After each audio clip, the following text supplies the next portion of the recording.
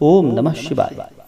जय भोलेनाथ। जय श्री राधे कृष्ण। आप सभी का हमारे YouTube चैनल पे बहुत बहुत स्वागत है। आइए आज सुनते हैं श्रावण मास महात्म्य 12वां अध्याय की कथा। जो विभक्त सच्ची श्रद्धा के साथ श्रावण मास महात्म्य का कथा श्रवण करते हैं, भगवान भोलेनाथ का श्रावण के महीने में पूजन करते हैं, व्रत करते हैं, भगवान भोलेनाथ की कृपा से सभी प्रकार के सुख और समृद्धि की प्राप्ति होती है। तो आइए सुनते हैं श्रावण मास महात्म्य 12वां अध्याय की कथा। तो बोलिए प्रेम से भगवान भोलेनाथ की जय। ईश्वर बोले कि हे ब्रह्मपुत्र, अब मैं स्वर्ण गौरी का शुभ व्रत कहूँगा। यह व्रत श्रावण माह के शुक्ल पक्ष तृतीया तिथि को होता है। इस दिन प्रातः काल स्नान करके नित्य क्रम करने के बाद संकल्प करे और 16 उपचारों से पार्वती तथा शंकर जी की पूजा करे। इसके बाद भगवान शिव से प्रार्थना करे कि हे देवादिदेव महादेव, आइए हे जगतपते, मैं आपसे प्रार्थना करता हूँ, हे सुरसत्तम, मेरे द्वारा की गई पूजा को आप स्वीकार करें।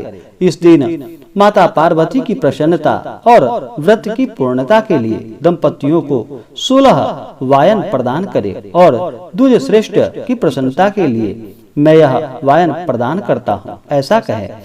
चावल के पूर्ण के 16 पकवानों से 16 बांस की टोकरियों को भरकर तथा उन्हें वस्त्र आदि से युक्त करे और पुनः 16 द्विज दंपतियों को बुलाकर इस प्रकार कहते हुए उन्हें प्रदान करे, व्रत की संपूर्णता के लिए मैं ब्राह्मणों को यह प्रदान कर रहा हूँ। मेरे कार्य की समृद्धि के लिए सुंदर अलंकारों से विभूषित तथा पति प्रतस्य से सुशोभित ये शोभामयी सुहागिन स्त्रियां इन्हें ग्रहण करे। इस प्रकार 16 वर्ष अथवा 8 वर्ष या 4 वर्ष या 1 वर्ष तक इस व्रत को करके शीघ्र ही इसका उद्यापन कर देना चाहिए। पूजा के अनंतर कथा का श्रवण करके वाचक की विधिवत पूजा करनी चाहिए।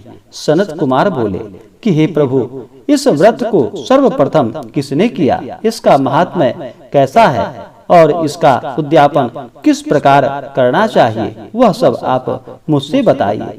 ईश्वर बोले कि हे महाभाग, आपने उत्तम बात पूछी है। अब मैं आपके समक्ष मनुष्यों को सभी संपदाएं प्रदान करने वाले स्वर्ण गौरी नामक व्रत का वर्णन करूंगा। पूर्व काल में सरस्वती नदी के तट पर सुबिला नामक विशाल पुरी थी।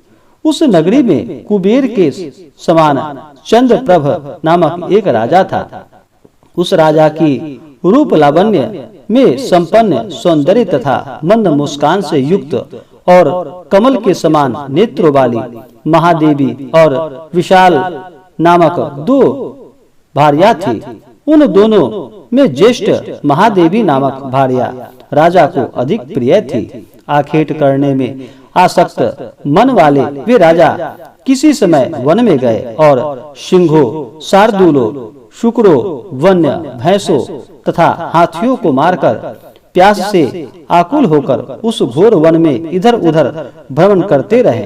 राजा ने उस वन में चकवा, चकवी तथा बत्तखों से युक्त भ्रमरों तथा पीकों को समन्वित और विकसित मल्लिका, चमेली, कुमुद तथा कमल से सुशोभित अप्सराओं का एक सुंदर सरोवर देखा। उस सरोवर के तट पर आकर उसका जल पीकर राजा ने भक्ति पूर्वक गौरी का पूजन करती हुई अप्सराओं को देखा। तब कमल के समान नेत्रों वाले राजा ने उनसे पूछा कि आप लोग यह क्या कर रहे हैं। इस पर उन सब ने कहा कि हम लोग स्वर्ण गौरी नामक उत्तम व्रत को कर रहे हैं। यह व्रत मनुष्यों को सभी संपदाएं प्रदान करने वाले हैं। हे नृपश्रेष्ठ, आप भी इस व्रत को कीजिए।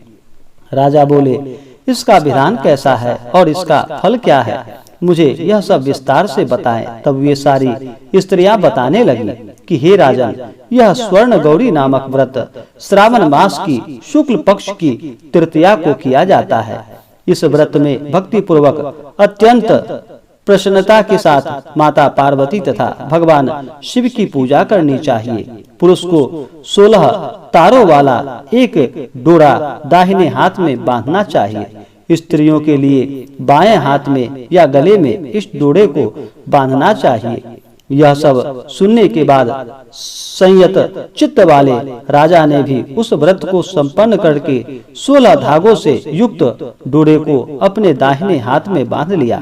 उन्होंने कहा कि हे देव देवीशी, मैं इस डोरे को बांधता हूँ, आप मेरे ऊपर प्रसन्न हो और मेरा कल्याण करें। इस प्रकार देवी का व्रत करके वे अपने घर आ गए। राजा के हाथ में डोरा देखकर ज्येष्ठ रानी महादेवी ने पूछा और सारी बात सुनकर वह राजा के ऊपर अत्यंत कुपित हो उठी। राजा ने कहा कि ऐसा मत करो, मत करो। लेकिन रानी ने उस डोरे को तोड़कर बाहर एक सूखे पेड़ के ऊपर फेंक दिया। उस डोरे के स्पर्श मात्र से वह वृक्ष पल्लवों से युक्त हो गया। इसके बाद उसे देखकर दूसरी रानी भी आश्चर्यचकित हो उठी और उस वृक्ष पर स्थित टूटे हुए डोरे को उसने अपने बाएं हाथ में बांध लिया। उसी समय से उसके व्रत के महात्म्य से वह रानी राजा के लिए अत्यंत प्रिय हो गई। वह ज्येष्ठ रानी व्रत के अपचार के कारण राजा से त्यक्त होकर दुखी हो वन में चली गई। अपने मन में वह भगवती देवी का ध्यान करते हुए मुनियों के पवित्र आश्रम में निवास करने लगी। कहीं कहीं श्रेष्ठ मुनियों के द्वारा यह कहकर आश्रम में रहने से रोक दी जाती थी कि हे पापिन, अपनी इच्छा के अनुसार यहाँ से चली जाओ। इस प्रकार घोर वन में इधर उधर भ्रमण करती हुई वह अत्यंत खिन्न होकर एक स्थान पर बैठ गई। तब उसके ऊपर कृपा करके देवी उसके समक्ष प्रकट हुई। उन्हें देखकर वह रानी भूमि पर दंडवत प्रणाम करके उनकी स्तुति करने लगी। हे देवी, आपकी जय हो, आपको नमस्कार है। हे भक्तों को वर देने वाली, आपकी जय हो। शंकर के वाम भाग में विराजने वाली, आपकी जय हो। मंगलमय, आपकी जय हो। तब देवी ने भी भक्ति के द्वारा वरदान प्राप्त करके और उन गौरी की अर्चना करके उसने जो व्रत किया उसके प्रभाव से रानी के पति उसे घर ले आए। इसके बाद देवी की कृपा से उसकी सभी मनोकामनाएं पूर्ण हो गई। राजा सभी समृद्धियों से संपन्न होकर उन दोनों के साथ पूर्ण रूप से राज्य करने लगा। अंत में राजा ने उन दोनों रानियों सहित शिव पद को प्राप्त किया। जो स्वर्ण गौरी के इस उत्तम व्रत को करता है वह मेरा तथा गौरी का अत्यंत प्रिय होता है और विपुल लक्ष्मी प्राप्त करके तथा भूलोक में शत्रु समूह को पराजित कर शिव जी के विशुद्ध लोक को जाता है। हे सनत कुमार, अब आप दत्तचित्त होकर इस व्रत के उद्यापन की विधि सुनिए। चंद्रमा तथा तारा बल से युक्त शुभ तिथि तथा शुभ वार में एक मंडप बनाकर उसके मध्य में अष्ट कमल का ऊपर धान्य रखकर उस पर एक कुंभ स्थापित करे। पुनः उसके ऊपर 16 पल प्रमाण का बना हुआ एक तिल पूरित ताम्रमय पूर्ण पात्र रखे और उस पर पार्वती शंकर की 2 प्रतिमाएं स्थापित करे। भगवान शिव जी की प्रतिमा श्वेत वर्ण के 2 वस्त्रों तथा शुक्ल वर्ण के यज्ञोपवीत से सुशोभित हो। उसके बाद वेदोक्त मंत्रों से विधि पूर्वक उनकी प्रतिष्ठा करे और भली भांति पूजा करके रात्रि में जागरण करे। इसके अनंतर प्रातः काल पूजा करने के बाद होम करे।